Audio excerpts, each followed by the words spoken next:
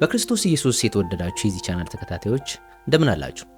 ዛሬ እጅግ ጥልቅና ሕይወትን የሚቀይር መልእክት ወደ ያዘው ወደ መጀመሪያው ዮሐንስ መልእክት ምዕራፍ 1 እንመለከታለን። ይህ ክፍል ስለ ሃይማኖታዊ ወግ ሳይሆን ስለ እውነተኛ ሕይወት፣ ስለታየና ስለተዳሰሰ አምላክ የሚናገር ነው። አብራችሁን ቆዩ።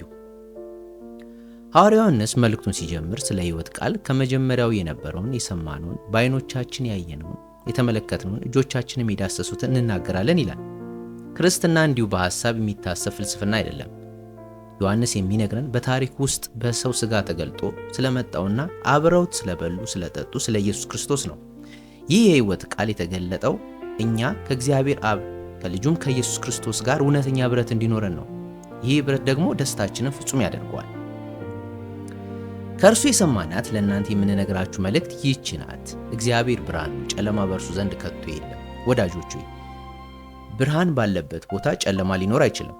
እግዚአብሔር ቅዱስ፣ ንጹሕ፣ እውነተኛ ነው። ስለዚህ ከእርሱ ጋር ኅብረት አለን እያልን በጨለማ ብንመላለስ ወይም በኃጢአትና በውሸት ውስጥ እየኖርን አማኞች ነን ብንል ራሳችንን እየዋሸን እንጂ እውነትን አናደርግም። ነገር ግን እርሱ በብርሃን እንዳለ በብርሃን ብንመላለስ እርስ በርሳችን ኅብረት ይኖረናል። የልጁም የኢየሱስ ክርስቶስ ደም ከኃጢአት ሁሉ ያነጻናል። ዮሐንስ ግልጽ የሆነ እውነታን ይነግረናል። ኃጢአት የለብንም ብንል ራሳችንን እናስታለን፣ እውነትም በእኛ ውስጥ የለም።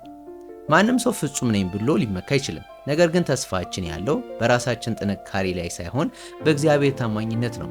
ኃጢአታችንን ብንናዘዝ እርሱ የታመነ ጻድቅ ስለሆነ ኃጢአታችንን ይቅር ይለናል፣ ከዓመፅ ሁሉ ያነጻናል። እግዚአብሔር ኃጢአታችንን መሸፈን ብቻ ሳይሆን ውስጣችን ፈጽሞ የማንጻት ኃይል አለው። እንግዲህ ዛሬ የምንማረው ትልቁ ቁም ነገር ክርስትና በብርሃን የመመላለስ ሕይወት መሆኑ ነው። መደበቅን ትተን ወደ እግዚአብሔር ብርሃን ስንመጣ እውነተኛ ሰላም፣ ይቅርታ እናገኛለን። ዛሬ ራሳችንን እንመርምር። በሕይወታችን ያለውን ጨለማ ለጌታ አሳልፈን እንስጥ። እርሱ ደግሞ በደሙ አንጽቶ በደስታ ይሞላናል። ይህ ቃል ለሕይወታችን ብርታት እንደሚሆን አምናለሁ።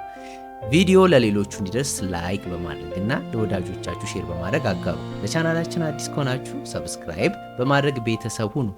በሚቀጥለው ቪዲዮ እስከምንገናኝ የእግዚአብሔር ጸጋና ሰላም ከሁላችን ጋር ይሁን። ሰላም።